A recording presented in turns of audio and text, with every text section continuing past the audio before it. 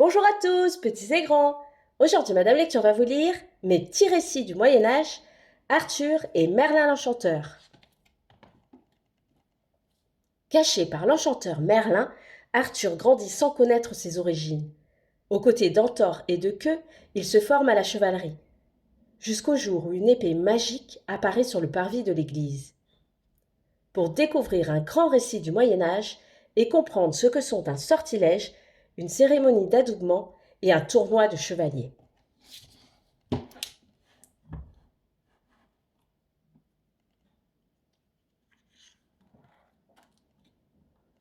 As-tu déjà visité les châteaux forts? On a dû te raconter qu'au Moyen Âge, ils servaient de protection aux seigneurs, qui dominaient les territoires alentours et étaient souvent en guerre.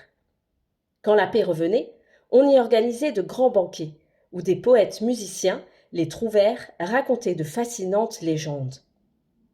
Celle que tu vas découvrir ici était l'une des plus fameuses. Elle commence dans ce château, il y a près de 1500 ans, sur les terres de Grande-Bretagne, que les conteurs appelaient alors l'île de Bretagne.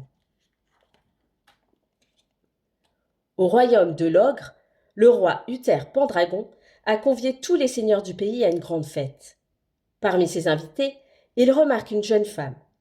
On lui dit qu'elle se nomme Ygerne et qu'elle est l'épouse du duc Gorlois. Uther en tombe immédiatement amoureux. Bien qu'elle soit déjà mariée, il ne peut s'empêcher de tenter de la séduire. Tout au long du repas, il ne parle qu'à elle, au point que son mari s'en aperçoit et quitte le château furieux.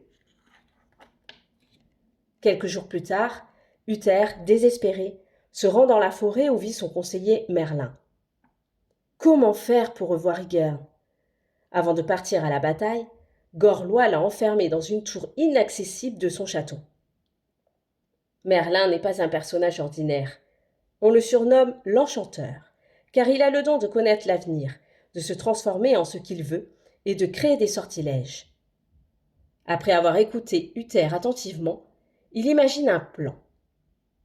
Mais en échange, prévient-il, tu dois me promettre qu'à ton retour, tu accepteras ma demande, quelle qu'elle soit. L'extrait est fini.